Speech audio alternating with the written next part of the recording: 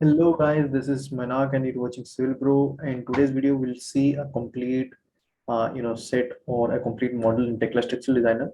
This is for the people who are using it for the first time. So, and you have used different software. So, all the basic aspects will be covered. We'll make the video on detailed processes, on the IS codes, on further aspects. But today we'll just learn how to operate and how to work around this Tekla Structural Designer. So, without wasting any time, let's get started. So first of all, you need to have this installed. It is easily available. You can find it on the internet and download it or get purchased. Then just open this. And after when you open this, this user interface will, open. And after that, you can just click on new. And just after clicking on this new, the new file will open. So when the new file opens, let's see what are the basic things which you need to know. We have this structure 3D and we have this structure base. So these are, this is a particular level. If you can see here in the levels option, you can see this is the level. So now in this particular level, we will create more levels. For that, just go to model, construction levels. So once we click on construction level, this window pops up. So we'll just insert level below this, and we can just give this a spacing of, let's say, minus 1.6. This 1.6 is the depth of our footing which we are having, and usually when you consider the depth of the footing, we consider it at a particular SBC as per the soil test report. We'll discuss about it later in more detail. Okay, so this is our plinth. This is our base, is our plinth level. You can rename it to, suppose say PL, and plinth level, and you can rename it to foundation level FL. Okay, you can just do that. So after that, we'll insert another level above this. So this particular level, you can just say this is the ground floor slab level, and with the spacing which we give, if you take 10 feet 6 inch, that is 10.5 divided by 3.28. If you divide it into meter, you can just take 3.2 meter. Okay, and this you will do SSL, that is the structural slab level, because it will contain a slab, and the thickness, suppose we are taking 150 mm slab thickness. Okay, 150 mm slab thickness taken. Spacing, now the floor to floor height is taken as 10 feet 6 inch or 3.2 meter, and then this is the ground floor slab. Now we'll just insert another floor above this. So this is a G plus 1 building. We have created the levels for a G plus 1 building. You can click on OK. If you don't click on OK, it will not be saved. Now you can see it is saved. So we'll go to the plinth level here, and after that we'll create grids. So now there are various ways to import grids here. You can directly import from AutoCAD also. I'll show that in another video. But today we'll make grids manually.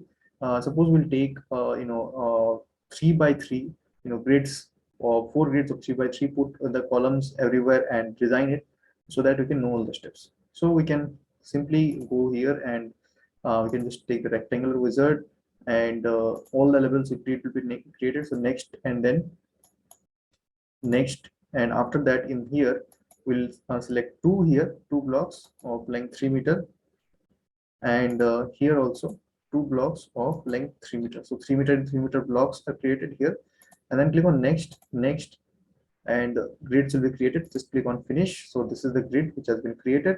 Now for the columns, as you can see, easily we'll put the columns here, and for the columns we'll select the column. So before selecting the column, see what is the code in which you are designing. So if you can design as per your country code, you can design by Indian code, by Australian code, by US code, British code, whatever you want, you can, I can do it. So suppose, first of all, for selecting the code, the process is go to model settings, and make sure you select the code of your country. I'm currently doing it by Indian code, so I'll select the India and click on OK. And after that, just go to settings here, and then also check whatever which country code you want to check. If this is not, if your country is not in the list, you can just click on import, and then select the country along along which code you want to design the particular structure.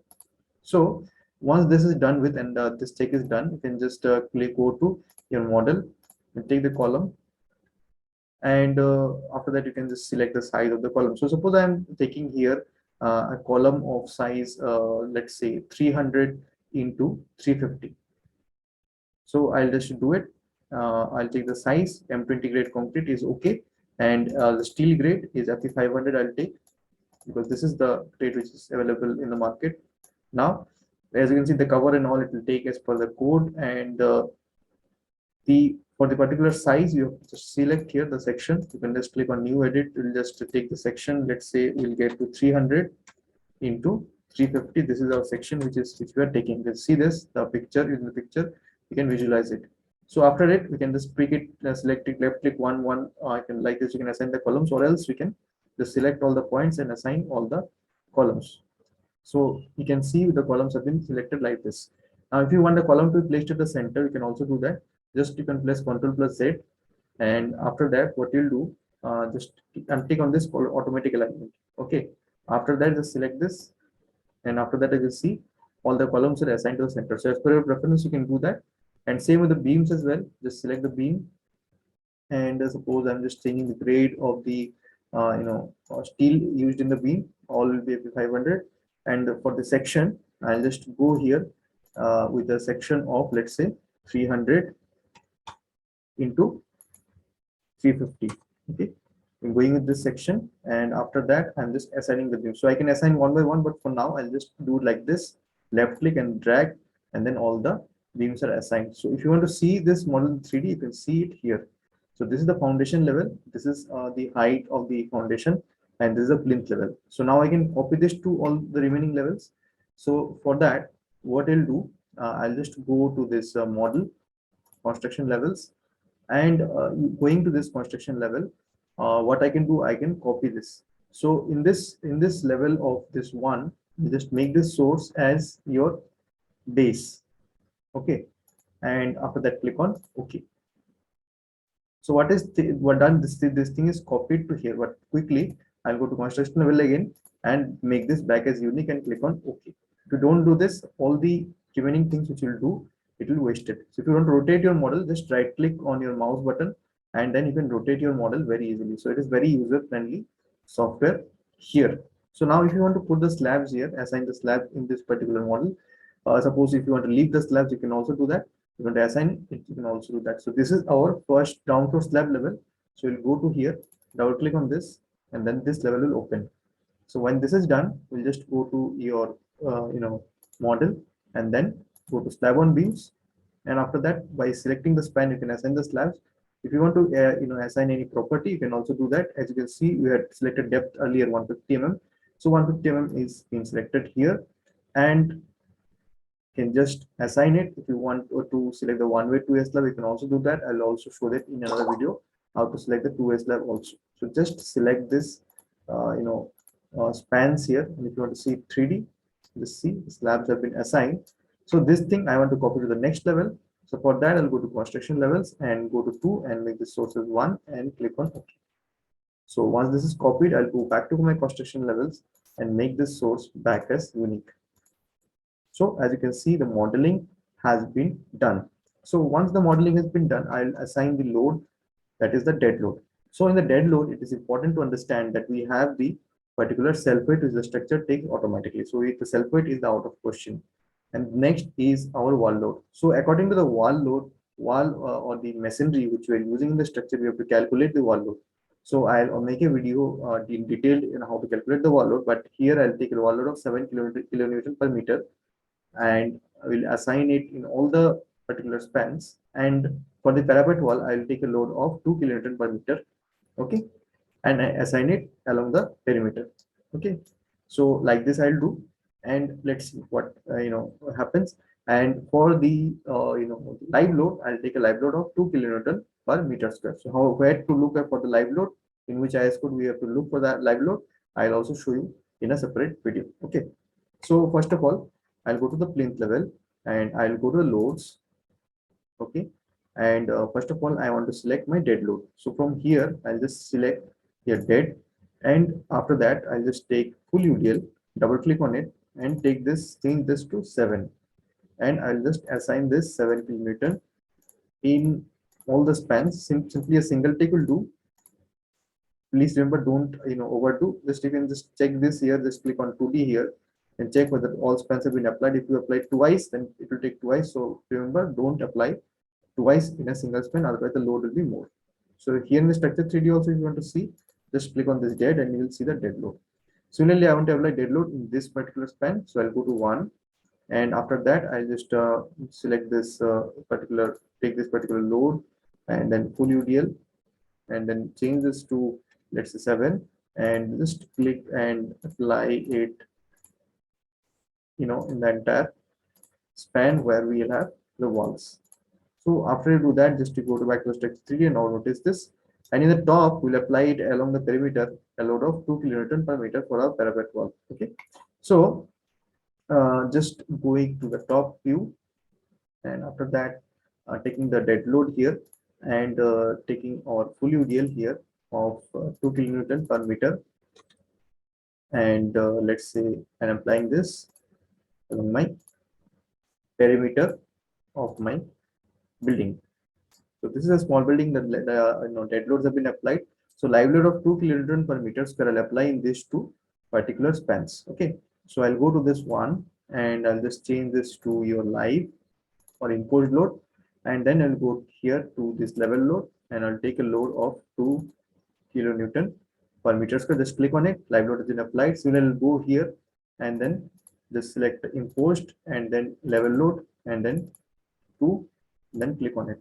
So now, as you can see, this is the dead load. If you want to see live load, just click on imposed load. So this is the imposed load or live load which you have applied in the particular building. Now, if you want, you can do this design, now itself by using the load combinations. Let me remind you, for the IS code for the dead load is 875 part 1, which we'll discuss in detail, and for live load is 875 part 2, and for the load combination is 875 part 5. So as per another IS code, I'll tell you in detail about that. For general buildings up to G plus 2 or G plus 3, we can ignore the particular seismic load, so that the reinforcement is less. So we can ignore the seismic load. I'll also show you the process of assigning the seismic load in a separate video. So if you want to ignore the seismic load, we have to put the load combination as per IS 875 part 5. Okay. So for that, we'll just go to load here and click on combinations. And here, we'll just click on add combination. Okay. And or else another important or easy way to do is just click on generate. If you click on generate, and you'll just select this scenario, make this as operating, and next, what you can do is just select this load combination. So you have in this, as per this IS code reference, LS is our limit state method, WS is a working stress method. So whatever method you want to create load combination, generally we go for the LS. To select all the limit state load combinations, and then click on next, and then next, and just click on here OK or finish. Load combinations are created. Just click on OK, and then you can just go to design and click on design all static. So it will analyze and design the whole building, and you will see the results. If there is any error in your model, you'll also get to know about that. So let's see. So this is, you can see, these members are pass, and the yellow members, there is a warning. So generally in this model, if you're working in the Indian code, you'll have a warning in your plinth level, so there is nothing to worry about. If you want to see the reinforcement which has been used in it, you can just select this, and you can just right click on it, and then you can just select this check member static. So you can see here 6 bars of 16 mm has been used in this particular column here, and the ratios also you can check here. So let's take for a particular beam here. Suppose for this beam, you can right click and check here, check member static, and this you have see 3 bars of 12 mm have been used in both the spans, in bottom and the top. So like this, you can check the reinforcement, and there is a lot more to this particular software. You can design the foundation, you can generate the drawings. So we'll discuss more about it in the upcoming videos. So stay tuned. If you like our effort, just drop a like and also subscribe to our channel for more updates. So this is Mainak signing out.